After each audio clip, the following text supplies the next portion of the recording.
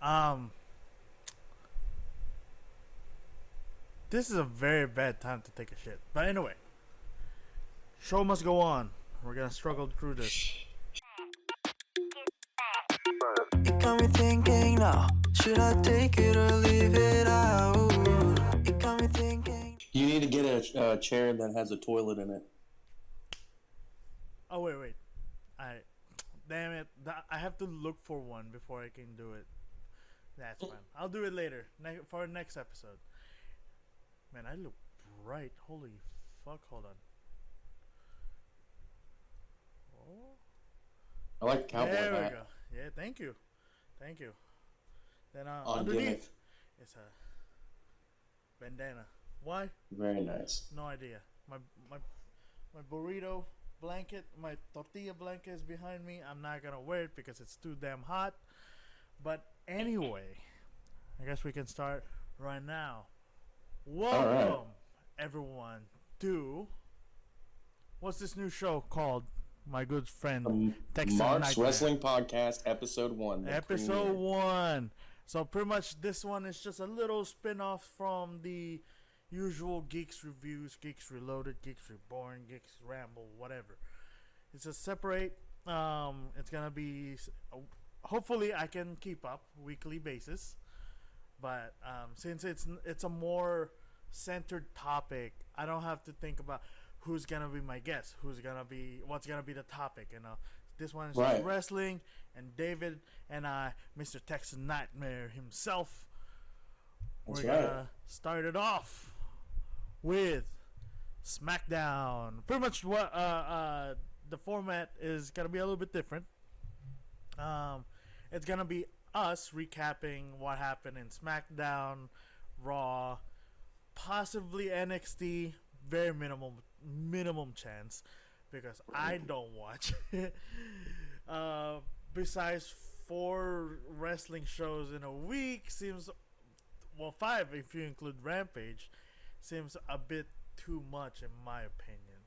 And I'd rather have breaks in between. That's why I only watch mainly Raw and SmackDown. Well, yeah, and if something crazy happens on NXT or NXT, yeah, we can talk, or AEW, we can talk about that stuff. Impact. Hey, don't hate on Impact. I mean, they're on a channel that I don't really have. You can watch them on YouTube for $1 a month. Man, $1 sounds. Anyway. Too rich for your blood. Too much. I'm good with just Raw and SmackDown with a splash of AEW. But anyway, SmackDown. Last Friday. What was last Friday? Tomorrow is the 7th, so the 30th, September 30th. 30th, yep. The last SmackDown of September. The last SmackDown of September. So. I don't remember much, but I know I missed the first hour. Well, I wouldn't say hour, probably the first 30 minutes. So I think from the looks of this, I remember the Tank. I remember Hit Row. I also didn't think Hit Row was good. Inoki, B-Fab though. B-Fab. Oh yeah, the main event. I remember that one. That was really good. But yeah, so let's start it off with the Solo and Sammy segment.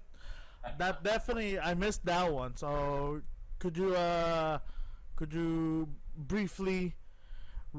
Yeah, I mean, it's just typical, nowadays with the backstage segments, it's all about Sammy impressing Solo and Jimmy and Jay coming in and being the cock block, basically. Oh, now we remember. And then he was telling the joke about how he was dancing in his buddy's apartment and it was all on fire. And he comes in and, hey, where's my dog? Where's my dog? Well, your dog's right here. And Jay doesn't like it, of course, because he supposedly knows what Sammy's up to. But all right, here's my question for you. relating to that segment. Mm-hmm. What is up with Jay's deal? Does he know something that no one knows, or is it just that like some sort of jealousy? What do you think is the storyline between Jay and Sammy right now? Of course, everyone wants. Everyone knows wants actually not knows wants the Kevin Owens and Sami Zayn beat the Usos for the tag titles. What do you think of? Do you think it's leading up to that, or at least? I mean, I like the idea, but at the same time, Kevin Owens is kind of doing his own thing. Well, and lately too, it's almost been to where the bloodline could fracture, and it could be Sammy and Solo against the Usos. That's true. Because it could just turn out, or it could just be typical WWE where Jay is jealous of Sammy, and as soon as Jay comes around to Sammy is going to do something to blow it all up. Mm-hmm. Okay.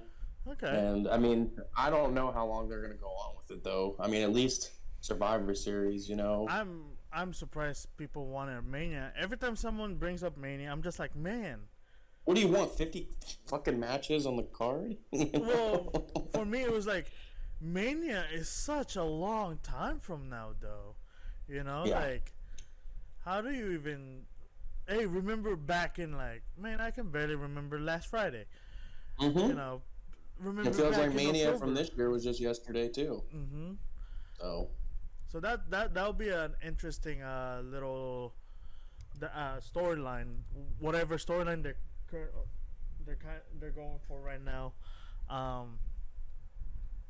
No Roman, of course, as a usual top dog in the yard.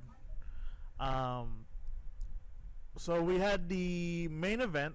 Actually, what was the next one? What is this crazy sign? Hide Dad in jail. Oh yeah, there was a sign during one of the matches. I want to say it was the beginning, Solo versus who did Solo wrestle? Ricochet. Ricochet. Or Madcap. Really? I don't remember. Madcap. I think it was Madcap. All I know he's feuding with Jesus, someone. That's so bad. Yeah. I don't remember who it was, and then the sign, it was like, "Hi, Dad, in jail." I thought that was hilarious because it's funny because her dad's probably watching SmackDown while he's in jail. That's true. And you can just see that. You can see him being in the cell. Oh, look, that's my daughter's sign. Check it out, boys. That's why I kind of want us to be on the camera side, just so I can bring a poster just to do that. Oh, boy. I don't even remember where we're sitting. I don't think we got a cam side. That's okay. I don't think so either. I think it's like adjacent to the entrance ramp, like right next to it and above. I'll take that. Yeah. No, it'll be fun. Mm-hmm. But yeah, and then I think that another segment was Shotzi getting her tank back. Oh yeah, I know you like the tank. I like the tank. The tank was cool, Yeah. though it kind of missing someone, Tegan Knox. But I did like the tank. I thought it was cool. I guess she's officially a face. I guess so. Which is the heel work didn't really do much for her. No. Hopefully the face turn could give her some direction, hopefully, because her and Aaliyah, her and Raquel, a lot of jobbing, jobbing. But then again, I wasn't really familiar of her in NXT. She was coming up from NXT when I started rewatching WWE, and the fact that she still has a tag title shot is hilarious. That is funny. And fun fact about Shotzi is that she was actually on the last season of Tough Enough, but got kicked off because she had a medical problem before the show started. Yeah, but then I guess she went and got it fixed, and back when she was on Tough Enough, she had red hair. So. Oh, I gotta see pretty this. Crazy. Yeah, it's really busy. That's for sure. I'm looking at the list, man. Yeah. Honestly, at first I thought it was long, but looking at SmackDown, you gotta fill me in, man. It wasn't that long, and also that's SmackDown's true. 2 hours. It's 2 hours. Yeah, I didn't really keep notes for SmackDown as much because I figured you were watching it with me.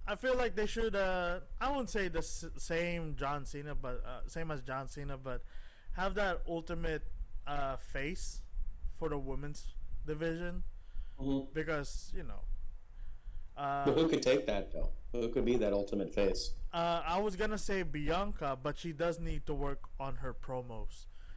Can't start the same thing. It has to be, John Cena.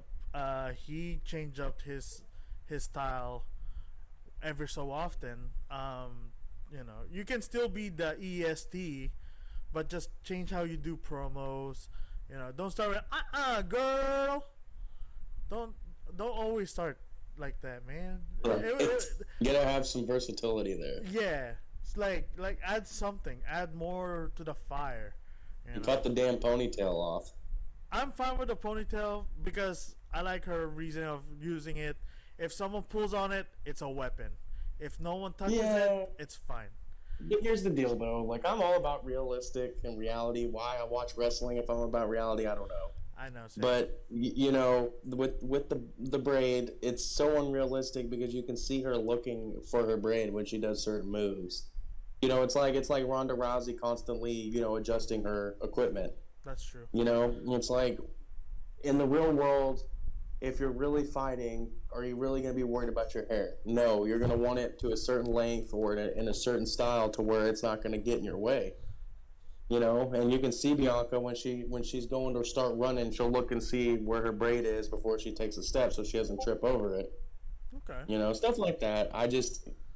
I watch too much shit, so it's little things like that just bug the shit out of me, even though it probably isn't. Most people probably don't see it. I didn't. I never noticed. That's why I thought the braid is fun as long as she does it. Or you can just make it shorter. Just like make it. Yeah, she could definitely tie it up shorter for sure. Yeah, for sure. If Rapunzel from Tango can do it, you can too, Bianca. No need to cut it. I actually like it. Anyway, going back, Hitro not the same without Swerve. BFAB fine. Everyone can agree. Ashante's good too. I mean, I don't see anything wrong with him. It's mainly Top Dollar. Yeah. He looks like. I don't see a wrestler in him. I see it on Ashante. If Crime Time can do it, Ashante can do it. Crime Time. And Top Dollar was a former NFL football player. He should be, but he also I'm not in very good shape myself, but he kind of let himself go after he got released and came back like 100 pounds heavier than he was. Yeah. And then you look and you see where Angelo Dawkins is at this stage of his career, and you see where Top Dollar is, and you see why Street Profits gets focused on so much, because they put in that work. Top Dollar just thinks he can come out and bust a bullshit rap and throw guys around for 2 minutes, and that may work for a mid-card, low-card spot, but they're not going to get the push that I think that they want because he's also been vocal behind the scenes and on the internet about how he thinks he's the best there is and he thinks nobody's better than him, and he had all that heat apparently, so... Everyone thinks they're like the best, Which you have to, but you don't come out and say it to people, and you don't create heat in the locker room with everybody besides Triple H. But those are rumors, so... Yeah, take it by... What was it? Take it as a grain of salt. With a grain of salt. With a grain of salt, there you go. Yeah. Anyway, one of my favorite things at the moment in SmackDown, the Brutes versus Imperium. One, because I'm a really big fan of Imperium, mainly Gunther. Though Ludwig's intro is on fire. Brawling Brutes. Actually watch a little bit of Pete Dunne stuff in NXT, so I'm excited. I'm happy he's actually wrestling again, not just that crazy guy on the side. Sheamus. He's got such a different type of style opposed to other guys too. That. It's really good. I don't like it when he grabs, when he grabs the appendages and bends them in weird ways. My only question is, how do you actually do that safe, without actually ripping? Because he actually pulls them apart. It looks like, but Yeah, but a lot of people's fingers can like bend, yeah, like but not in sideways. Like no, not like that. Like this way. it's yeah. But yeah, it looks really painful. That's why we're not professionals. Exactly. So, Pete Dunne, whatever you do, Keep doing it. looks great on TV. Makes me cringe every time I see it. But Sheamus, I really enjoyed Clash at the Castle. I'm excited for the rematch tomorrow for the title, knowing that he's not gonna win anyway. And also I forgot the stipulation. The good old fashioned Donnybrook match. Donnybrook match, yeah, that one. If you just want to like have 6 people beat the shit out of each other, go for it. Just watch that. Now, if you want to see match of the night, that's probably gonna go to Seth versus Riddle. We'll talk about it later. We'll talk about it's that. gonna be we'll talk about that later. But anyway, 6-man tag match. It was who was it? KO, Drew, KO, Johnny Gargano, Wrestling Alpha versus Academy. Alpha Academy, and I want to say Theory. Yeah, because Drew caught him talking shit about everyone as always, so that's always good. I'm just gonna say this straight. I texted you about this. I cannot unhear. It burns straight to the dick for Johnny Gargano's theme song.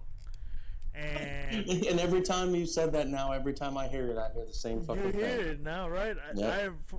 Whenever someone, I remember going through the Reddit and be like, hey, Johnny Gargano's Rebel Heart. And I was like, okay, I never heard of that one. It doesn't sound similar to the one he has right now. Listen to it. I hear that phrase. I was like, maybe it's time to put it down. That's enough internet for me. But anyway, I love that song though. It's a great song. It's a great song. It's just that I cannot unhear that, but I still bang to it. What is even the real lyric? Do you even know what the real lyric is? I don't want to look it up because I don't want to ruin the illusion now. I've had way too many illusions ruined. Let me keep this one. Okay, we'll let you keep the weird illusion. But also, R.I.P. to Antonio Inoki. Yes. I'm not really familiar, but I've heard that name before. At least Inoki, but not. Though I did watch recently a video where he just slapped the shit out of everyone. Very stiff, very legendary of a wrestler and promoter. And in Japan they do it the real way. They beat the shit out of each other. Literally. So no pulling punches. Everyone, no. If you're hurt, you're hurt. Yep. So props to him, and he's played a big part in the growth of not just wrestling in Japan, but all around the world. So severe loss, and he'll be missed. So. I noticed you put a lot of White Rabbit stuff on it. Yeah, because how can you not when there's White Rabbit shit going on every 15 minutes? That is true. And my mic. Yeah.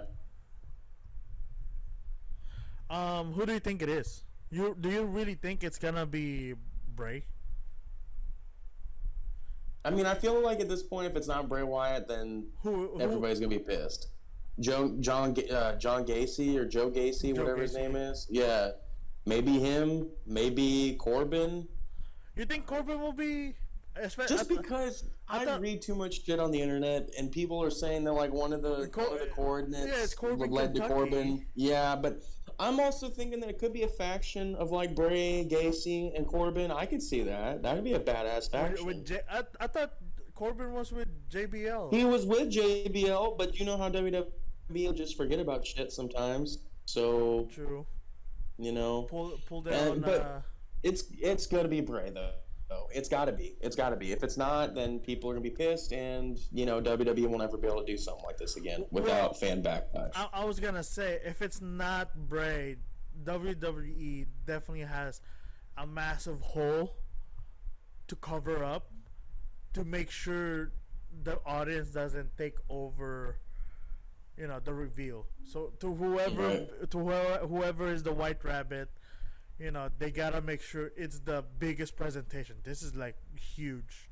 So Yeah, and it's got to be and if it's not Bray, it's got to be somebody that everybody knows. Which, when you think about it, who would be available for that? Nobody. I mean, nobody big enough as a free agent right now that's available can take that spot like Bray can. Mm-hmm. And I've never been. I like Bray, but I've never been, an oh God, it's Bray Wyatt like some people are. Like I like his work and everything, but I like Bray. I don't like the Fiend. There, yeah. And at this point, like, it has to be Bray, because if it's not, it's just a lost cause, and nobody's gonna give a shit about it. And like I said, unless it's the massive, managed to. Oh shit! It's Kenny Omega. Exactly. It has to be like really big if it's not Bray. Right. And if not, audience will eat WWE up. That will be the worst thing ever. Speaking of which, when do you think they're gonna reveal who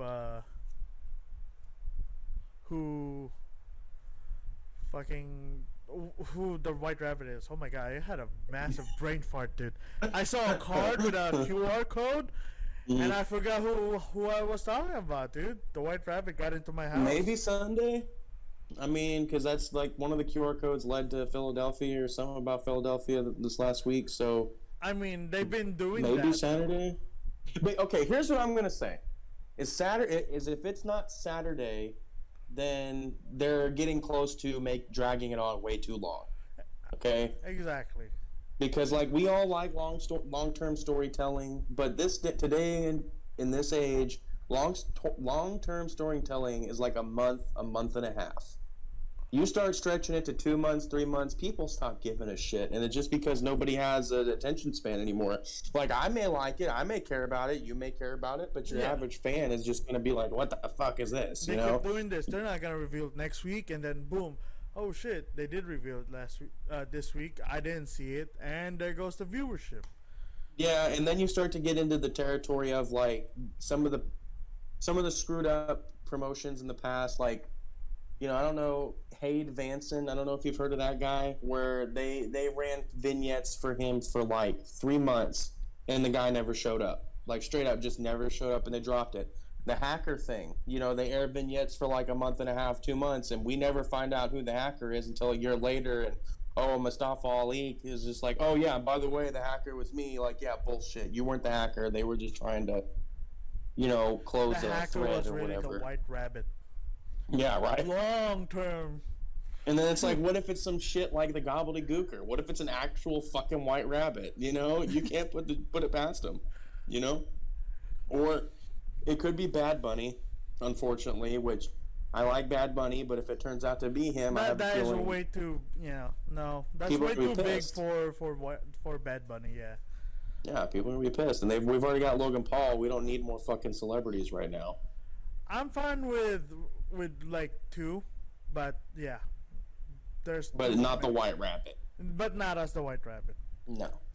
Logan Paul comes out, I am the White Rabbit. Boo. Then you'd really be solidified as a heel, and there wouldn't be no coming back from that. Yeah. But with all the... One more thing about the White Rabbit. With all the crazy shit and crazy creativity that's gone into it, it really... It has to be Bray Wyatt, just because... Mm-hmm. You hear people talk about all the time how he's like the most creative guy they've ever worked with, and he's even hard to work with because of how creative he is. Yeah, and all this stuff just goes on to show because it's so deep, Yeah. Yeah. So, but as long as he doesn't use the Fiend, because who was it? Seth Rollins. He mentioned that it's really hard to go against or to book around the Fiend or be the Fiend's opponent, because how do you come out from that? You lose to a big guy, like a big name, and where do you go? Do you go back to main eventing, mid card, or do you just like drop down? Yeah, they need a new gimmick where it's not as powerful as the Fiend. That's one of the reasons why I never really liked the Fiend, is because how do you make it believable? The Undertaker. How'd they make the Undertaker exactly Kane believable? Exactly. Like they're still like realism to their characters. And it's not just that, oh no, the Undertaker, he can't go down because he's a dead man, you know. But no, like, you know, he goes down, he gets pinned, he loses. Kane shows up with ash on his face, apparently no scars from the fire. You know, I just watched that fucking pay-per-view, Bad Blood '97. I just watched that one again, man. And then the story between him and Undertaker is just what was so it? Katie great. Vick, right? What's that? It was Katie Vick. That was Katie Vick. That's later on. Oh, that was that's later on. Yeah, that's later on, and that was between him and Triple H. Again. Yeah, and Triple H was. Yeah, that's just a segment to forget, man. I don't even want to talk about it. Okay, we'll don't go talk from about that. necrophilia on this podcast. We'll go from that into Into Monday Night Raw. Monday Night Raw. So, oh yeah, this one I actually watched majority of it. If not, I probably miss. Let's see. Oh, I didn't hear the Bloodline segment with what's his face, Street Profits. I didn't see that one, but Yeah, I did watch majority of this. So Ray and AJ versus Finn and Priest. Was it this week? This past Monday when Finn messed up a promo? And just kept going along with it. He What should, did you have to do? He should have just, What's he gonna do? Hey Dom, can you pick it up for me? Fuck no, Dom doesn't know what the hell's going on around him either. So, I mean, the match was okay, I'd say. the match is good, and then AJ got frustrated at the end and pushed Ray down, and then got his ass kicked by the Judgment Day. And I see. Finn is always nowadays his thing to say to AJ is, "You got no friends, you got nobody left," and the Good Brothers just finished with Impact and did their thing in NJPW. So it always leads me to think that maybe that's what's going to happen, is that the Good Brothers will come back, but who knows? Oh, he could just join Judgment Day. It's Edge versus Finn this weekend. That's a Correct. I like that match. Quote unquote dream match. My dream match. One of my dream match. Yeah, it may have been mine about 10 years ago. I would say 5 years. Classic Edge. Just because of Edge. Finn now is fine. A classic Edge versus Finn now would be top of the line. Like, give me a Ruthless Aggression Edge versus Finn. I'll watch that. You don't want 5-second pose Edge? The three. Have you seen that? Which one? The 5-second pose with him, Edge and Christian? Oh, no. I mean, I like them as, together, but Rated R Superstar was my Edge. No, I know. But I was being a smart ass. But the Good Brothers, you think they're returning? It could be. I mean, they've said that they've had contact. I mean, I know they dropped Impact titles, and I think that I even read that they did something like that in Japan, like dropped the titles or something like that. So you never know. They could come back. I mean... Okay. Yeah, I don't know, man. I only watch a little bit of it. Bring back, what was it? What was it in WWE? It wasn't Bullet Club. The OC. The OC, right? The original club. Yeah. There we go. Okay. And Finn. And they were good together. Yeah, I've seen a little bit of it. Like I said, aside from like here and there, I didn't really know much about any of some of these characters, like they're coming back, because I didn't really watch WWE until last year. Really late into Thunder. Yeah, really late into the Thunderdome. Thank goodness. Anyway, oh God, the Thunderdome. It's so awkward to watch. Every time I watch, I was just like, "Can I just turn off the TV?" That's when I really started watching older stuff because I couldn't. Yeah, I agree. when I found out WWE was on Peacock, I bought it and just watched all of the pay-per-views that I've missed growing up, and I was just like, "This is the shit, yeah." Yeah, it's a lot of shit, man. It's a lot to watch. A lot. I definitely watched like 21, 20, WrestleMania 21, 22. I believe 20 all the way to like 25. You got to start from WrestleMania 1, man, and you got to watch all 38 WrestleManias. I tried to watch 3. I tried. You didn't get into it? No, I tried. Someone suggested 12. Wait, was it 12 or 13? 13. They're okay, but like the best one's X7, 17. It was the That's one the with best one. which one's the one with Brett versus Stone Cold for submission? Was that 13? It's got to be one of those two. Yeah. But X7's my favorite. The one that was in Houston. Which one's the one with Sean versus Scott? Intercontinental. Sean versus Scott Hall. That is. Ooh, Was that 11? Like 12, 11, 13, somewhere Yeah, so around one there. of those 3. Yeah. I just watched that match though. It was on the part of the Click on Peacock with the match between Michaels and Razor Ramon, and they used a real ass fucking ladder. Back in the days when everything is, they don't have the safety net. Now they have a lot of safety net. They're not gimmicked. Mm-hmm. Yeah, it's straight up. Here's a ladder. Do what you can.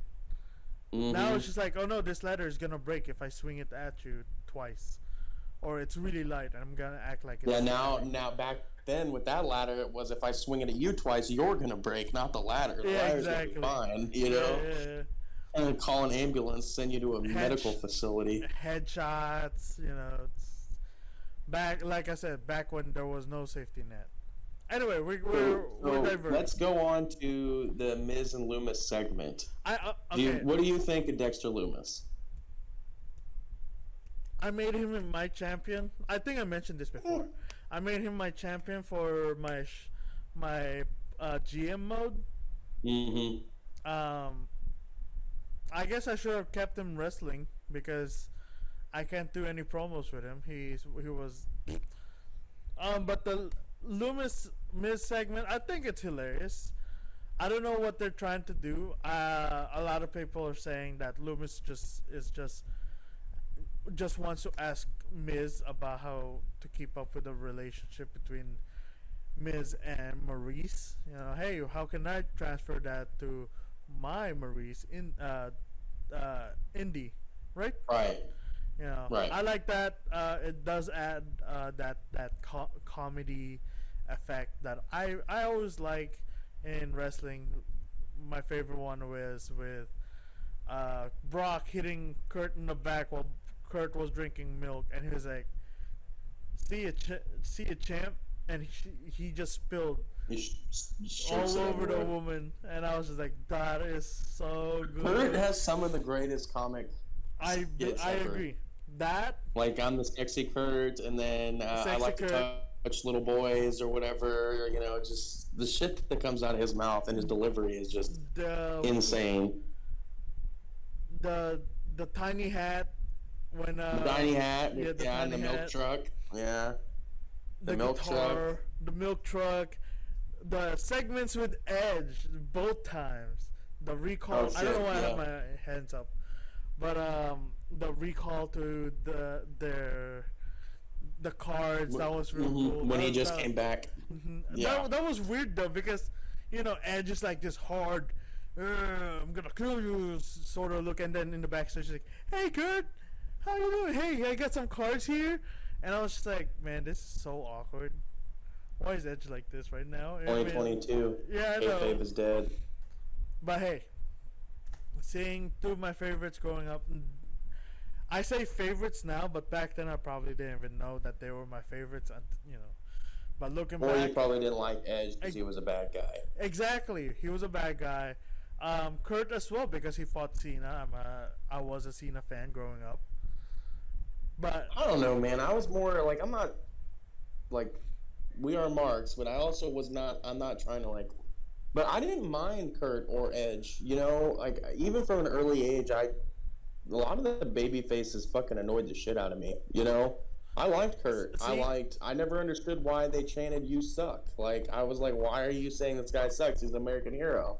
You know, just like what he says. I remember when I saw his Hall of Fame speech, I thought they were gonna change it to "You rock," you know, it's a "You suck." Nah. So it still has the same effect, but I was just like, oh well, I mean that's his thing, that's fine.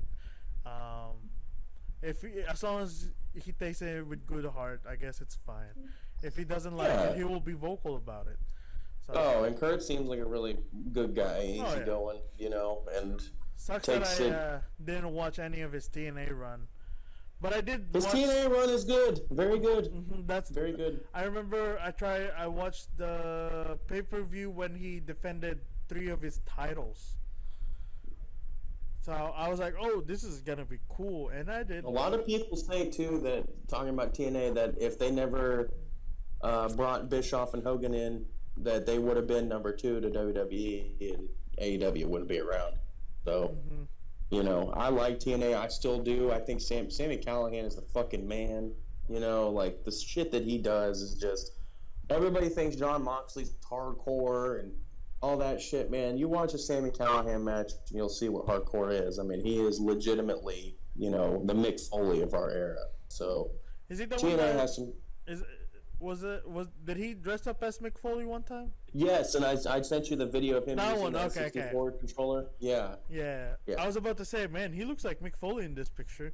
And his promos are really good, and his backstage segments are really good. He's an all-around good wrestler. So they have a lot of good stuff going on in their women's division. Like I've said before, is second definitely to WWE, but sometimes they even do better than WWE. You know. They really focus on their women. Is it because of the intergender matches or the fact it's that partly, but it's really Gail Kim, you know, because when she left WWE back in the day because of the way they treated women's wrestlers. She was in a women's Royal Rumble match, like over the middle rope type match or whatever. And as soon as the bell rang, she eliminated herself and walked out and never came back to the company because she was tired of it. And she went to TNA, and then her and Mickie James and Tessa Blanchard, all those women really helped the women's revolution more so than people would like to admit. I mean, if TNA hadn't gotten started with it, NXT wouldn't have followed suit with Charlotte and Becky and Sasha. So I think a lot of times TNA really deserves the credit for.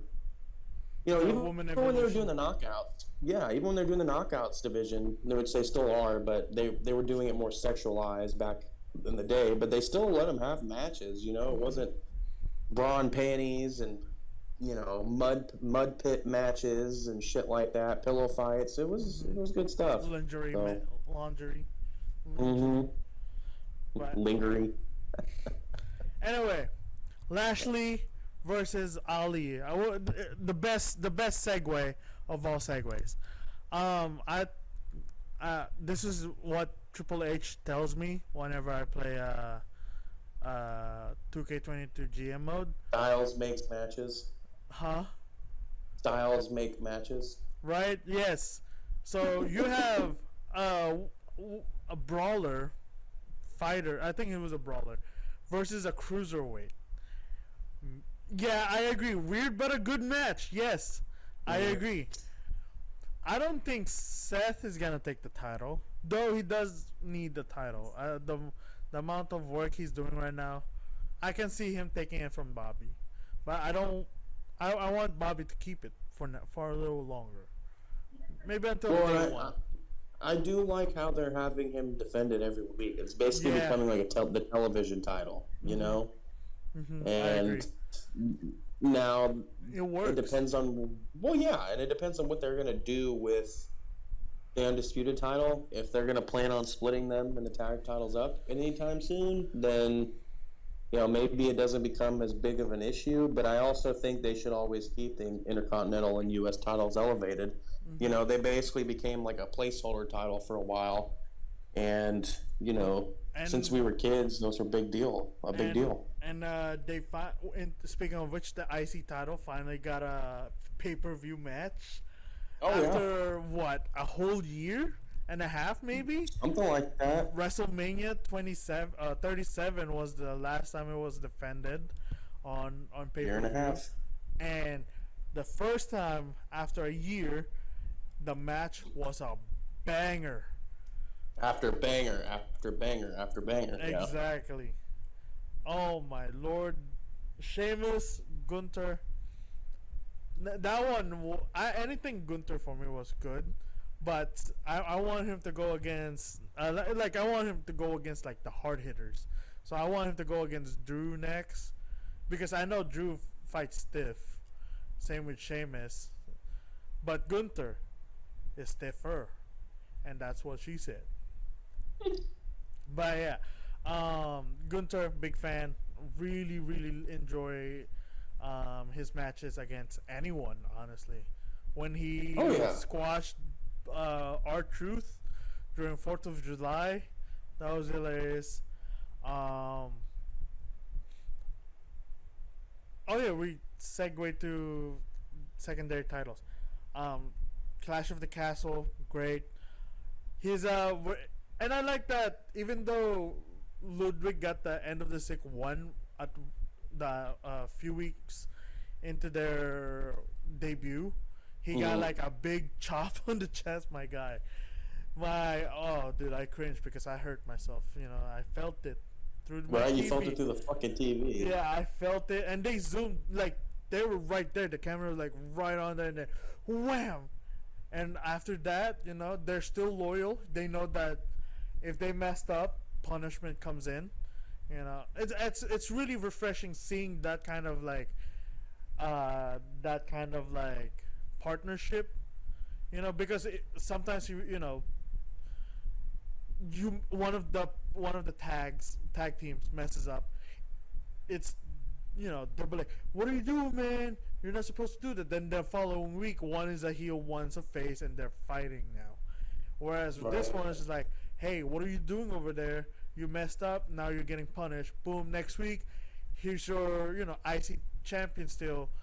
I'm still with him. He has. I've got his back. I like it. Really refreshing, like I said. Mm-hmm. Not like I don't like you no more. Chop. That's more like See ya. You messed And up. you come chop. back next week kissing babies and shit. Yeah. Anyway, Yeah, it's good. I like Imperium, and I'm glad that they brought them all back besides Alexander Wolf. It's good to see, and they're good together. And I like the physicality, and I like you said, the punishment factor, which hasn't been really a thing since back in the day. Yeah. That's an older really, really older refreshing. tactic. So And it's good to see. hey, who knows? Maybe Roderick Strong, New Imperium. Never really seen him fight, so I'm not really sure. Maybe I think I don't know. With all the Undisputed Era guys, I think that they don't. I don't know how to say it, but they don't have the big time. Like everybody loves Adam Cole and everything, but Adam Cole is probably the closest, in my opinion. the closest, and also closest. too, they're better when they're all together. When they're all spread amongst different promotions. Bobby Fish is an Impact now. Cole and O'Reilly are sitting on their ass in AEW. Roderick Strong's not really doing much. So when they're apart, they're not that great. And Adam Cole's always going to be the laughing stock of the Elite too, where if he's just by himself, the Elite's just going to kick his ass all the time. So, that's just the whole story behind them, and they killed him off and behind being the Elite, slipped him drugs. So, they always play with Adam Cole, but I don't like the hate that he gets online for his body and shit, because it's like these people that are hating on him are probably like living in their basement 360 pounds and can't even and here's the thing. I actually looked it up, and I'm so surprised that he's the same height or maybe taller than HBK. They're both around 5'11". Now those are embellished. I'm sure Yeah, but still, they're not really 5'11". But you know, like for me, I didn't see a problem with HBK. the only problem that I see, and maybe it's because the camera work isn't as detailed as it used to be, but when you see Adam Cole up next to a referee, they're damn near the same size. Exactly. And referees are supposed to make the guys look larger than life, right? Back in the day when Shawn Michaels was wrestling and some of the smaller guys, you know, the referee would know the right angle, so they're never really standing next to each other. Or Shawn Michaels would have lifters in his boots, so he would actually be 5'11" or 6 foot. So, and still, it gave us that illusion of you're right. that Shawn Michaels is actually, even though he's not that buff or muscly, I guess, he's at least tall. Whereas Polish, and that's something else too. Is that HBK's always had a better body than Adam Cole. Oh, yeah, I'm not body shaming Adam Cole, but that's part of it. Yeah, that's part of the business. But like you said, I don't really see the hate he gets online for his body. At first I did. I was like, oh, Adam Cole, he doesn't look that impressive. Then after seeing his matches, I was like, I like his entrance. Really fits to his very obnoxious character. I like his what was it, the Panama Sunrise, sunset, whatever, where he does a Canadian Destroyer from the he jumped off from. I like that one. I think it's like something like that, the Panama Sunrise. Yeah, I like the. It's I a like cool the flippy move. Exactly, I like flipping moves. The boom, it's just a running knee. It's really simple. Not really. Even with Daniel Bryan, I wasn't really. I was more impressed with his holds rather than his running knee. Like you said, I don't really get the hate, though. I do agree that compared to Shawn Michaels has a better body. Though for some reason they're just close to the same height, but like you said, it's probably the positioning that doesn't really make sense for Adam Cole. Same with, in my opinion, Ali. He does cool flippy stuff, but I've never really seen him win, ironically enough. Well, and he has no personality, to be fair.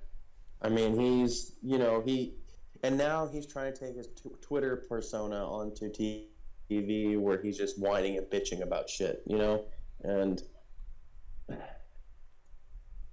I think we're in a time here where, like, there's so many small guys, right? You've got Ricochet, you've got Ray, you've got Adam Cole, you've got fucking Ali, you've got Mansoor, you've got Gargano. Like, it's harder to have that many small guys. You think about over time, you would have maybe 1 or 2 small guys in time.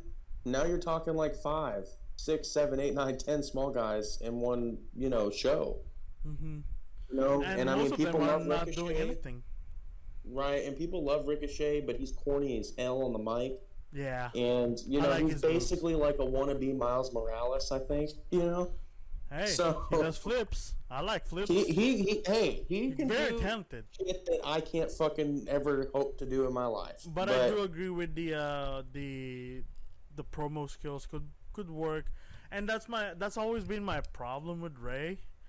Like, his in-ring, great, fantastic, I love it. But every time he's on the mic, I was like, Right, but the thing about Ray, though, that none of these other small guys have, is that nobody can get people to sympathize with him more than Rey Mysterio. Exactly. When he's getting the shit kicked out of him, he is so easy to feel sorry for. Dude, when I see Ricochet getting the shit kicked out of him, I'm like, cool, he's flying sells everywhere, well. Kind of deserves it. Yeah, he sells it really well. Yeah, or her, You just want to see, hey, how can he sell this move, Right, well, and with Ray, too, the looks, his facial expressions. I hate the Dominic storyline on Dominic's side, but for Ray, it works. It invokes a lot of emotion. Mm-hmm. Yeah, and it makes you feel sorry for him because because like you wonder how it would feel that your son's turning on you like this, right? Like, Yeah. and your son says he hates you, he wants to kick the shit out of you. Like after all you've done for your son, and he does that to you, man, that's tough. You This know, is and not the a fact that face, he won't lay a Dad. hand, This is who he I won't. am. Oh, yeah. It's not a phase. Yeah, It's not a it's phase. just This is who I yeah. It's really just I am, don't know. Dad. Ray has always been able to get that emotion, even when he was getting the shit kicked out of him by Batista and by Great Triple Khali, H and Triple H, Disco, Mark Henry, all the big guys. yeah. You just felt sorry for him. Even when he was getting the shit kicked out of him by Chris Jericho, you'd feel sorry for him. So Yeah. that's a gift that none of the other cruiserweights really All really the have. cruiserweights now right now are all similar in my opinion. Just generic flippy shits. Mm-hmm. Yeah. And hey, more power to them. I can't do that shit. Yeah. Most guys can't. But, it's just one of those things where the smaller guys are just hard for me. I mean, I've never been a smaller guy either. So it's just Same. Well, the I'm only short. small guy. Does that count? Yeah. Mm. Yeah. I'm big both ways. So it's just But then going on to the Bloodline. Yeah, I was about to say the Bloodline. Sammy and Solo once again. Profits. Yeah, they run into the Street Profits, which, by the way, Tez had a walking boot. I was about to say, like, how everyone was surprised about that one. Right. I just assumed that, it's probably been bothering him for quite some time. Probably just resting it up for the week. Or it could have just been a prop, so he didn't have to be the one to wrestle Solo this week. That too. Hey, you know what, Angelo? I wasn't impressed by him before Money in the Bank. After Money in the Bank, I'm like, hell yeah, give me some more Angelo, Doc. He's kicking ass, dude, and he's like gotten in better shape. Like he's doing flips out there. I like how he sells the punches. Like he's dazed. It's like oversell. I was like, okay, all right. It's D'Lo Brown type shit. I was like, okay, all right, hold up, buddy. But I like it. It adds more, more acting into the fighting. So it's not just wannabe fights in the ring. Right. But of course, Street Profits always, you could always count on them doing a great match.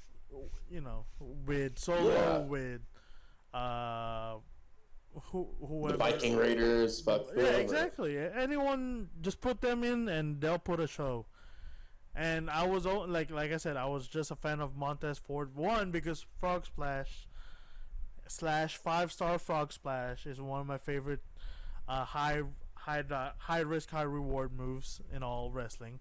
Because damn near touches the ceiling every time you jump up there. Exactly. Plus Eddie Guerrero, one of my favorites. Moves. Now the one thing he could do is tone down on the selling after he hits the 5-star though. I always hated that because it's like even with RVD when he hits his frog splash and like he like rolls around for a few seconds and then pins the guy. Yeah. It's like now on one hand you can be like, well, it was so much impact that he basically pinned the guy for 10 seconds because he didn't move. But then it's also like, too, why are you doing the finisher if it's hurting you, too? Type thing. I guess that's where the high-risk, high-reward stuff. But hey. Yeah. Still like it. I still can't believe he could do that shit without killing himself or killing his opponent. Yeah, I agree. But anyway, True Profits, you can always count on them giving a solid performance for the night. Mm-hmm. Up next, the no contact clause duo, Seth freaking Rollins, and of course his first name returned, Matt Riddle, with Cormier. I wish they didn't reveal Cormier was a guest referee until the show itself. Like not Extreme Rules, but Raw. That's when they announce it. It kind of ruins the surprise factor, in my opinion. Yeah, but I personally, when it comes to dude, I was actually thinking that they should have announced it a couple weeks ago. From my opinion, with the refs, if you're gonna have a special guest ref, announce it like 2 or 3 weeks ahead of time, so that way they can be a part of the last build to the match, And it also brings more eyes to the product. Typically, when you just announce something a week beforehand, or 6 days or whatever, 4 days, a lot of people don't even know it happens. Yeah. I mean, So, this one, anyway, is the opposite of what happened with Jeff Jarrett. Jeff Jarrett was there for the build, and then match comes, nothing happens. yeah. I was kind of disappointed about that because I was really, really hoping that he would be involved in the match, either costing the Usos the title or screwing the Profits in the way. But in all, he was just there to be the special guest because... Yeah, and that's also where, too, what would he have gotten out of screwing one of the teams, too, you know? I mean, he wouldn't have gotten anything out of it. And it was just a way to get him on the show because it was in Nashville. And then Ric Flair's final match was the Ric Flair shit. What a joke. Well, he passed out twice. Yeah, damn near died. Anyway, what can we say about Seth and Riddle? I think that could be the match of the night on Saturday. Who knows? I'm trying to remember or the Donnybrook match maybe when it comes to like chaos. Like that one. It was during Double or Nothing, I think, when the Jericho Appreciation Society fought Blackpool Combat Club and Eddie Kingston's crew. Where they were everywhere. Hard to follow, but cool to watch, I guess. But I like that one. I'm kind of hoping it's similar, where not all 6 members are in 3 different areas of the arena, but they're like using the area as the ring itself. I think that would be cool. But anyway, the following one is Gargano versus Otis. We didn't talk about how was it this past Monday? Oh, there we go. Never mind. It's the next one after that. But yeah, Gargano versus Otis. It was a weird match, and I was also surprised that they had him lose. Like, I know it was like I said, it was by bullshit, you know? Like, yeah. But you just had Johnny come back, and he's already getting his first loss. You know, maybe that's a good thing. Get it over with, you know. And he lost the same way that his wife did, so maybe that's going to play into some storyline, you know. But it was good. I like that Gargano knows that Dexter Lumis is in the building. You know. Oh yeah. They didn't interact. They didn't interact as I thought they would. Funny. But that was really cool. They're in the same building. Gargano knows that Dexter Lumis is stalking the Miz. What did he do? Just kept on walking. Hey, good luck, man. He stopped and turned back around, and Lumis was gone. Anyway, the more impressive match, thanks to Shorty G himself, Chad Gable. This match was not impressive, but for me, the impressive one was when Gable did that suplex. That's bullshit, dude. Like, Braun left this company, went and controlled his narrative, came back, and now what? What is he doing? Nothing. He's doing nothing but making himself look weak against Chad Gable. I love Chad Gable.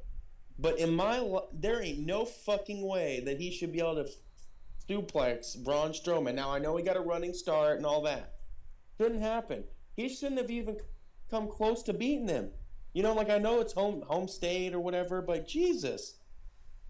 He got way too much offense in on a guy that's supposed to be the monster of all monsters. And that's also another fucking thing, is they need to figure out, are they going to still call him the monster among men or the monster of all monsters? Because they get mixed up all the time. 1 minute it's monster among men. The next minute it's the monster of all monsters. So which one's it going to be? I'm not happy with the way that they're booking Braun. For now. I guess they're waiting for something. They're probably and I know you can't throw him into the title scene, and I know Bray Wyatt might come back, but they just made him look weak. And that's just the way I think of it. These last few weeks, it's just been typical Braun. Show up and he did beat the shit out of everybody. He had a great re-debut, grand return. But ever since then, it's been okay. You got to capitalize on it. Yeah, you got to capitalize on that. I'm not saying it's like a title shot, but I guess he was. I guess he got put into the picture way too. Like, he returned too early because right now there's nothing much to do. Everyone's we'll see pretty after much Extreme booked right Rules. now. Yeah, we'll see. Because right now, Seth and Riddle he debuted in what? SmackDown, right? So he's gonna probably stay in SmackDown. If he did it, Well, he debuted on Raw, and then they said he was going to be part of SmackDown. Yeah, and then they said he was going to be part of SmackDown. Then he joined SmackDown. I was about to say he could go for Lashley's title, and they could have had it. He doesn't need to go for a title. Just maybe go against Cross after Cross and McIntyre are done, or if Bray comes back, do something with him. Something. It doesn't have to be. It just needs to be a good story. Because he has no story. Yeah, and people hate on Braun way too much when in reality, a lot of the times it's not even his fault that he's just not given what he needs to succeed. Mm-hmm. Look at that tag team match with Nicholas. Everybody hated him because of that, but that's not his fault. He did the best he could. Mm-hmm. So, but moving on to Candice and Dakota Kai. It was basically same as Johnny Gargano versus Otis. Yeah, it was basically exactly the same. Other than the fact that Dakota Kai is the not even the powerhouse. Right. I'll probably give that with Io. Well, I give it to Bailey. I was gonna say Bailey as well, but she's feuding with Bianca. Hey. I'm sorry, but Io's guy sucks. She sucks. She's less talented. I didn't even see the main event, but well, she's good in the ring, but she has no personality. She's another, and she can't talk. It's just. Hey, maybe she's bland. Sometimes all you need is just moves. Maybe. Yeah, but you gotta be, you gotta have a pretty distinct style in the ring, and her style is not distinct. It's just like any other Japanese high flyer. And there's not much else to it. I like Dakota Kai because she has personality. She comes off as an insufferable bitch. Where you just don't want anything to do with her. But then if she were to turn, she could be likable. Same thing with Bailey. With Io Sky, for me, she's just boring as shit, and it's simple, and it's similar to Asuka. And a lot of people are gonna be like, "Well, you're just saying that because of stupid reasons," and that's not true. Because there's a lot of great, Japanese and Asian wrestlers that have made their way through WWE, but I don't like Jimmy Wang Yang. Shit, dude, fucking Taka Michinoku, man, come on now. Taka Michinoku. No, Tajiri? I was never. Shit, man. I've never been a fan of Tajiri, honestly. Jimmy He's Wang good Yang, though. Comedic relief. Jimmy Wang Yang, though. That's where the cowboy burrito comes from. Oh, that guy. Just a wife beater, jeans, boots, and then a fucking hat. And he's Asian, but he has that redneck stash on. And I was like, and it was hilarious. He owns a party bus company now, so. Hey, kudos to him. He's still successful to this day. But lastly, we have Alexa versus Io.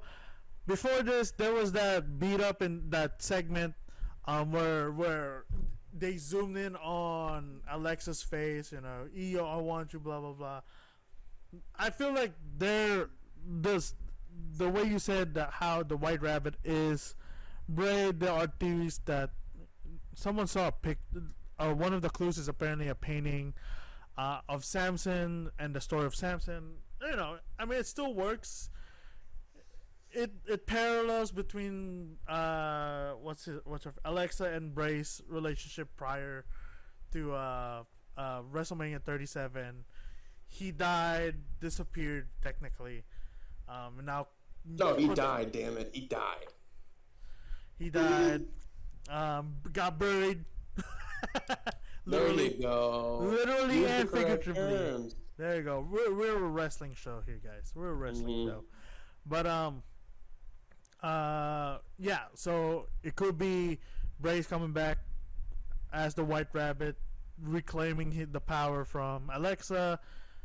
Maybe turning Alexa back into, since she's a mix of apparently the goddess gimmick and the crazy Alexa gimmick.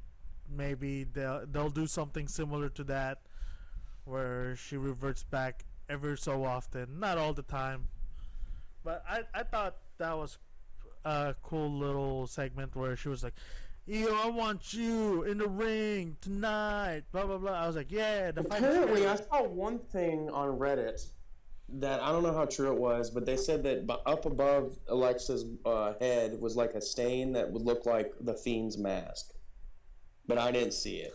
And they also said I saw one conspiracy theorist say that he thought he saw Alexa's eyes turn red for a second during the promo. That could have happened. It was zoomed in all on her face. It could have been like they probably did it before, or early in the day. See, edit out the eyes, make it turn red for like that. That was really loud. I don't know how loud that will be in the recording, but to me it's loud. But yeah, like I said, it's like it could be that it probably did turn red for a quick millisecond. But yeah, so it's really that's the only one of the reasons why I'm really interested with if the White Rabbit is Bray Wyatt. Are they willing to go back to the storyline with Alexa, mixing all together, and you get the best of both worlds? But anyway,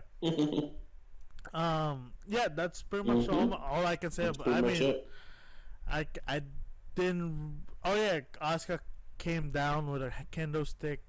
She was limping like a motherfucker down the ramp. I love that shit. But she sold the fuck out of that leg, man. But you did mention that it could be a time for the duo to come back and help Bianca. Who knows? Maybe. See, because and that's going to be another thing where is it going to be a swerve like they've been doing? Because it just makes sense. That, Alexa and Asuka aren't going to be there Saturday because they're hurt.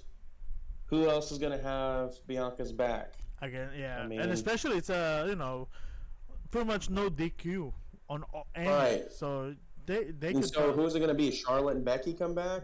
As faces maybe? Becky comes back with Lana. I don't know. I could see possibly where they try a story between Charlotte and Becky where they become friends again. Because, they ran the whole thing where they hated each other. Oh, yeah, for a whole year, yeah. And apparently it was actually pretty legitimate. But then you watch Charlotte on the Broken Skull sessions, and it seemed more like it was just a current misunderstanding and that they would work through it as friends, Yeah. So I could see it's two options where Sasha and Naomi come back and help Bianca, or Charlotte and Becky come back, or I don't even know if there's a third option. But would that mean if it is Becky and Charlotte, what does Charlotte have to do with Bianca, or would you prefer that over Charlotte versus Ronda? Of course, it doesn't have to be for the title. Could be just like. And that's why I really think that it's going to be Sasha and Naomi. And because I think it's Becky and Charlotte have history with Ronda, or they could have something new with Liv. Mm-hmm. So, and I mean, I wouldn't say I was hoping, but I was really expecting if Sasha and Naomi comes back, they'll come back as heels. Have that energy. Is like, yeah, we deserve better sort of energy.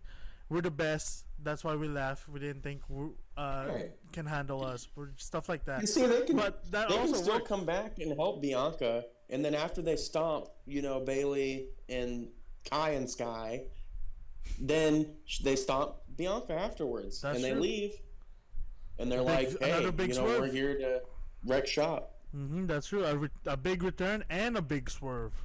Mm-hmm. But then again, it's Sasha. Who would have not expect that? Right. Especially, when was it? Was it last year? Yeah, it was last year because it was right before Becky came out. SummerSlam. Prior to SummerSlam, Bianca gets beat up by Carmella. Sasha and someone else, I think. Sasha walks out, helps her out. Then the following week, backstab. She's done that like 2 or 3 times. So who knows? So if they do come back as face and they betray Bianca, no one's gonna be surprised. If they come back as heels and or just faces and challenges Damage Control, that'll be cool too. But anyway, let's move on to AEW tidbits that I have. I didn't watch yesterday's show, but all I know is that a fight broke out. Yeah. Against another one. Another one. And another one instigated by Sammy. So this is his second time instigating it. Yeah. First one was with Eddie Kingston because he thought, hey, it'll be a good promo. Yeah, which he's also an idiot because Eddie Kingston doesn't belong in a wrestling ring, but Eddie Kingston can whoop your fucking ass. Yeah, exactly. So, like he'll beat you up. But I don't see him as a wrestler. Yeah. Eddie Kingston, you're the man, dude. You can't wrestle, but you are the man, and you're not. I don't want to fight okay? you. I don't want to fight you, man. No, you're one of the few I won't fight. Yeah, Sammy, I might have a chance, but I would, dude. You'd wipe the floor with Sammy Guevara. I guarantee you. Hell yeah, that guy is. Yeah. Cowboy Burrito versus Sammy Guevara, Reality of Wrestling. Book it. Yeah, I'll put I don't have a title, but I don't have a title. The Mark's Wrestling Podcast title, son. There we go. We'll wrestle for the podcast. Come on. Whoever wins gets a podcast. Hey, take out. Yeah, I'll lay down. Yeah. I'll lay down, please. And not this podcast. The Geeks Reviews. Take the Geeks Reviews, please. It's just so much work. I have to think so many ideas, Oh my God, and I don't have the energy anymore. Shit. But yeah, That's good shit. Whoever wins gets the podcast, the YouTube channel. Whoever wins gets a YouTube channel. All the ideas. I can see Sammy being like, "Well, how many subscribers you got? 30? Holy shit, that's more followers than I have on Twitter." And most of them are following Tay Mello. Though I would say that she does have a very kid-like face. Yeah, they're annoying as shit, dude. I don't watch AEW enough to know how they act, but Sammy, they act like entitled. Sammy, stop looking for a fight, man. I get it. You gotta act tough. It makes you wonder. Okay, to be real here, it makes you kind of wonder if in reality Sammy wants out. And he's just trying to cause a bunch of drama for Tony to fire him. Because like, again, why? He's in main events. He's in Jericho's crew. I think he's just feels like he's untouchable. Well, yeah, but devil's advocate. He's young as shit. Yeah. He knows that no matter what AEW does, it's always going to be number 2 or 1B. At best, and you're talking 5 or 10 years from now. They're not going to touch WWE. Especially with the new creative direction. Well, and now that Warner Bros. There's been rumors coming out that they're telling Tony what to do with the show, but that's another story. But anyways, with Sammy, you could conceivably see where young kid, lots of potential, knows that his best bet is to get to WWE as quick as possible, but you don't do it by causing shit on Twitter and backstage, because that'll make nobody want to touch you. Especially if that person is a son-in-law of a WWE legend / Hall of Famer Ric Flair. People hate on Andrade all the time and say the same shit they say about Charlotte, that they wouldn't be anywhere without Ric Flair, but Andrade is good on his own. I was going to say, I remember watching some of his U.S. title defense, and I thought it was really good. He's damn fucking good in the ring. He's I like how he latches onto the ropes like it's nothing. If I do that, I'll fall off on one side. No, and he's also he's a hybrid wrestler, and he's got charisma if he's allowed to use it correctly. I was about to say his physique kind of reminds me of Eddie. But, I mean, obviously Eddie's bigger because roids. Well, yeah. And he's also, to me, he's the Hispanic Bobby Lashley. Just a little bit smaller. Exactly. But he has the same issue early in his career with promos. And look at Lashley now. I mean, granted, he may never be able to speak perfect English, but I could understand what Andrade's saying, And I've always liked him. But I just always, I'm going to get on a tangent here, but I always get tired of people saying that, Charlotte and Andrade, if it wasn't for Rick, they wouldn't have anything. You know, because of Rick, they probably have to work twice as hard. Anytime you have a family member in the industry, Randy Orton will tell you, you know, Cody will tell you that you have to work 2 or 3 times harder than everybody else because they just expect you're going to be great, you know? Oh, look at Rock's kid. You know, Ava Rain or whatever her name is. She changed her name because she doesn't want to be, you know, constantly be like, oh, hey, why aren't you as good as your dad? Or did you learn that from your dad? Blah, blah, blah. You know, she just. And wrestling fans are so stupid that they won't even realize that she's related to The Rock. I haven't seen her. Apparently, she made her debut already. I don't watch NXT. I think she was like on NXT Level Up or like house shows probably because I haven't seen anything of her and I read recaps of NXT every week. So okay, so yeah, I don't. All I know is that she showed up already she had already wrestled someone on NXT. I just don't know if it's like that side shows or whatnot. Yeah, it's probably a house show or something. But, you know, and then also another thing is FTR finally showed back up to TV for AEW, which I thought was funny because they got like a newcomer pop, and they've been with the company for years, but they're barely used on TV. Didn't they call out Tony Khan in a different promotion? What was it? Was it NJ? They may have. Was it in Japan? It may have been because they were talking about how they want to actually defend their titles on the show. On the show, right? Yeah. I saw that. Was it NJPW? I don't think it is. It had to have been them or Pro Wrestling Noah. Yeah, it's one of those. I know it's an indie show, but it was it's an indie show big enough to for like some wrestling fans to know outside of AEW, TNA, and WWE. And NJ, but that's not a good sign if you know you have supposedly the best tag team ever defend titles here and there and then not do anything on the show they're actually contracted to show up on. See, and that's Tony's big problem. And another problem that he's having too is that really, I don't even know if it's a problem, dude, because I don't even think that he cares. But it's just he's focused on too many things at one time. He thinks that every wrestling fan is him, where they pay attention to ROH, they pay attention to CMLL, they pay attention to AAA, Pro Wrestling Noah, Chikara, all these things that most normal people, most wrestling fans, even some hardcore ones, are like, what the fuck is that, you know? And he brings in so many goddamn wrestlers. I mean, we always thought that WWE had a huge roster. What was it, a 3-hour show in total? You know, you have that 2 hour in Dynamite and an hour oh yeah, that's right. I mean, the only time I actually watched Elevation was when Minoru Suzuki fought Daniel Bryan. Yeah, that guy. The guy with a crazy hairstyle. Or legend. Yes. And I was like, this is a banger. This is gonna be a banger. And that was it. That was the only time I was ever interested in Dark or Elevation. Outside and of most people don't really watch it, but it's a good way for some indie wrestlers to get a paycheck, and I get that. But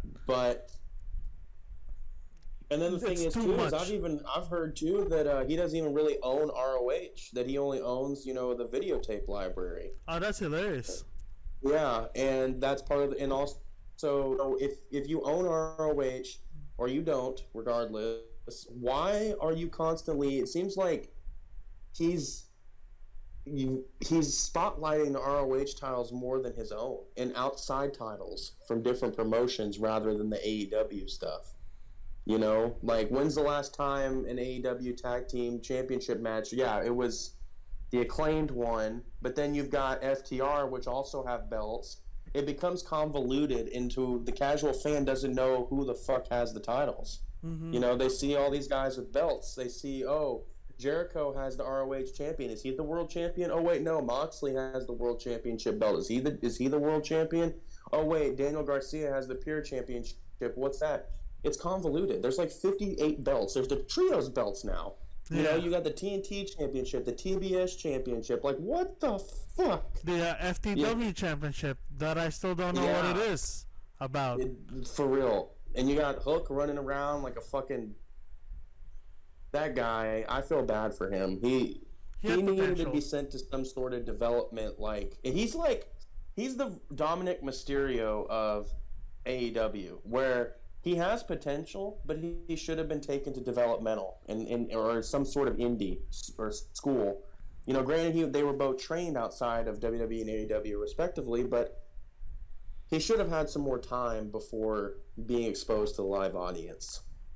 So, going back to Tony Khan, I did agree with this one Redditor who mentioned that Tony Khan needs to have the final word, but have a creative team and a booking team, so not everything comes down to him. Because, like you said, like you said, he thinks like every wrestling fan is like him, and not really. I'm a casual wrestling fan, I guess. You know. Yeah, I like some stuff, but not everything. I kind of think he should take the Ted Turner or even his father's advice with his football team and shit, and just hire people and be hands off and just enjoy his product, because he's running it into the ground and he's causing it to be a shit show and a laughingstock. Whereas when it first came out, people hated AEW because they were competition. Nowadays, they just don't like AEW because it's just, what is it? What have they accomplished since they debuted? They lost one of their EVPs that was really probably the backbone of that company, because ever since Cody left that fucking company, shit has been hitting the fan. Yeah, he's fighting like every couple of wrestlers. CM Punk's throwing shade at everyone. EVP's fights all the time. Someone getting bit. You got WCW booking going on all the time. Random ass matches. That's another thing too. Is my boy Chris Jericho needs to get his head out of his ass. He's 50-something years old. He can't move the way he used to. He needs to stop. In Lionheart. Stop with the Lionheart. Yeah. And stop using. And he needs to stop. And he also went ahead and he said that nobody knew Cody before AEW. He's taken one too many fucking chair shots. He's a fucking idiot. Everybody knew who Cody Rhodes was. Yeah, he was part of the legacy, man. Plus, even if you didn't know who he was part of Legacy, you knew Dusty Rhodes' kids. Yeah. So, you know, Jericho just makes, and I know he makes comments like that to piss off people and to get publicity and shit, but sometimes it just gets old. You know, he's tired out. Yeah. You know, and what the fuck's Jake Hager doing also? Like, someone who's completely underutilized in that group. Oh, yeah, he's dude, I remember him as Jack Swagger, and he looks so much better now. And he should be the enforcer. Yeah, he could kick the shit out of anybody in his group. Yeah, exactly. But you know, nothing really happens. It's always, you know. And now they've brought in Morrissey, they've got Cage, they've got Wardlow, they've got all these fucking big guys, and they don't do anything with them. Yeah. Because they're too busy giving TV time to the flippy shits and Daniel Bryan. Which I love Daniel Bryan too, so don't get me wrong there. He does all right for himself. I was gonna say, I feel like Wardlow doesn't deserve the TNT, and he needs a champ, like the main title scene. A main story. He doesn't need a title too. yet, but a main story. Like, have him and MJF go at it one more time. You know, honestly, Morrissey and Wardlow would be a good program. Two big hosses, you know, going after it. Powerhouse. Also, they have two different styles too. Powerhouse. So, what's his name? Powerhouse Hobb. Powerhouse Hobbs. Yeah, where the fuck's he been the past couple weeks? Wait, has mini Rocky show up yet? Oh, Ricky Starks? Yeah. I like how you know who I'm talking about. But outside of the body, he kind of looks like a very young Dwayne Johnson. But, you know, give him Powerhouse. My opinion on Ricky Starks is I'm going to like him because I think that Cody was somebody who found him, right? But he's another one of those guys that is a little too small. However, he has the makings of charisma that can make up for his smallness. I agree. The charisma really helps out. Yeah, he's got charisma out the asshole. Mm-hmm. But he has the charisma for sure. It all depends on if Tony Khan wants to just keep go into the Goodwill version of WWE stars, or if he wants to build his own. Because I mean, look what he's done to Jungle Boy. You know, Darby Allin ain't doing anything real impressive. You know, all these AEW originals ain't doing shit. Yeah. You know. Yeah. And that was supposed to be the whole shtick with AEW was, we're different. We're gonna build new stars. We're gonna do things differently. And then Vince McMahon started making budget cuts, and it was like, oh well, fuck our original foundation. Look at these Let's just scoop up all these guys. Yeah. Shiny new toys. Let's let them wrestle for a couple weeks and then throw them away. You know, and that's not the way it is. And also another thing that Tony Khan needs to do is shut his goddamn mouth. The stuff that comes out of his mouth is so stupid. He's constantly talking shit about WWE, threw shade at Nick Khan today, which everybody says Nick Khan's awesome, right? Everybody says that it was most likely Vince McMahon that caused all the budget cuts, and they blamed it on Nick Khan. Yeah. You know, like, the shit that comes out of that guy's mouth is just, he sounds like a spoiled brat 13-year-old. And maybe honestly, that's what he wants, but I agree with that. I don't think that's what you want. When you're the owner of a company, like, yeah, you're not publicly traded, so you don't have shareholders to answer to, but you have broadcasting companies you have Warner Media answer now. To. The Warner merger. Media, you want to get a streaming service to pick up your shit, so why don't you act more, you know, professional instead of talking about how you have more money than everybody else? Mm-hmm. Because it's not gonna work. And the fact that, you know, you hype up your own people, and then your own people do something like fights, you know, pull up fights, you know, talking to one another.